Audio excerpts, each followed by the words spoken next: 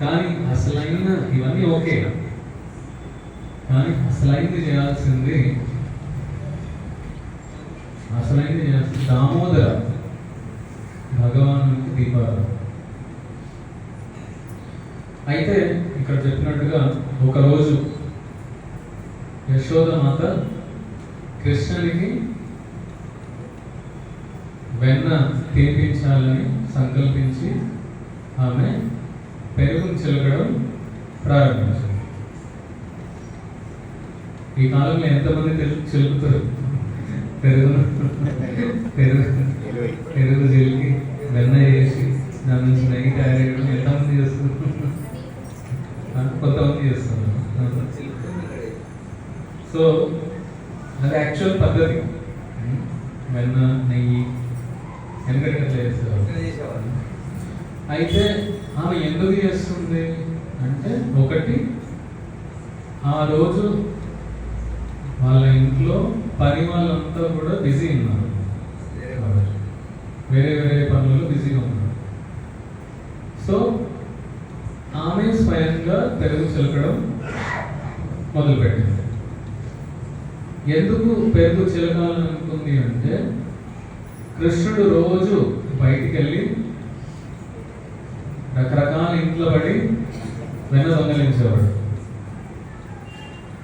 తిట్లు తినేవాడు, రెడ్ హ్యాండెడ్గా పట్టుకునేటోళ్ళు. సో యశోదమ్మకు రోజు అందులో కంప్లైంట్స్ వస్తుంటాయి, ఇంకో మీ అబ్బాయి ఇట్లా చేస్తున్నాడు అట్లా చేస్తున్నాడు అని చెప్పి.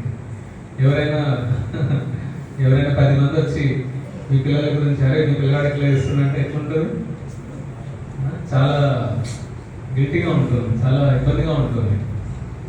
సో యశోద మాత కనిపించింది, ప్రతిరోజు ఇన్ని కంప్లైంట్స్ తీసుకొస్తున్నాడు. యాక్చువల్లీ వీళ్ళు అక్కడ ఉండే గోపికలంతా కూడా కృష్ణుని రెడ్ హ్యాండెడ్ పట్టుకొని తీసుకొచ్చేవారు అన్నమాట. చూడమ్మా యశోద, మీ చిన్ని కృష్ణుడు చూడు, ఇంటికి వచ్చి దొంగతనం చేస్తున్నాడు, వెన్న దొంగలిస్తున్నాడు. ఆయన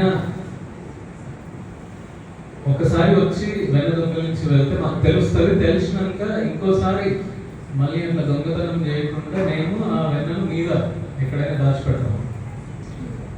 అండ్ ఆ రూమ్ లో ఎలాంటి లైట్ కూడా ఉండదు, అయినా కూడా మీ కృష్ణుడు వచ్చి తీసుకుంటాడు. ఎట్లా తీసుకుంటాడు? ఆయన మీద ఉండే ఆభరణాలు మెరుస్తూ ఉంటాయి, ఆ మెరుపులో అంతా కనిపిస్తుంది అనుకో. యశోద మాట్లాడుతుంది, సరే నేను ఈ ఆభరణాలన్నీ తీసేస్తాను. వాళ్ళంటే వద్దు, అది తీసేస్తే కృష్ణుడు అది ఉంటేనే అందంగా ఉంటాడు, తీయకండి. సో ఒకవైపున వాళ్ళకి అనిపిస్తుంది కృష్ణుడి మీద కంప్లైంట్స్ ఇవ్వాలని, ఇంకో వైపున వాళ్ళకి అనిపిస్తుంది అదే కృష్ణుడికి ఏం అవ్వకూడదు. సో ఇట్లా రోజు కంప్లైంట్స్ వస్తూ ఉంటే యశోద మాతకు అనిపిస్తుంది, బహుశా నేను సరిగ్గా ఇంట్లో మరి వెన్న సరిగ్గా లేదేమో, అందుకే కృష్ణుడు బయటికి వెళ్ళి తింటున్నారు. నేనే స్వయంగా, అంటే ఇప్పుడు పనులు చేస్తే వంట ఒకలాగా ఉంటుంది, స్వయంగా అమ్మనే చేస్తే ఇంకొకలాగా ఉంటుంది కదా.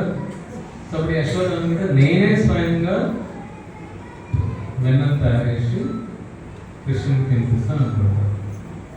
అయితే ఆ వెన్నకు కావాల్సిన పెరుగు, ఆ పెరుగు తయారు కావాల్సిన పాలు, అవి చాలా శ్రేష్టమైన పాలు, అవి మామూలు పాలు కాదు. అవి ఎంత శ్రేష్టమైన పాలు అంటే సుగంధభరితమైన పాలు.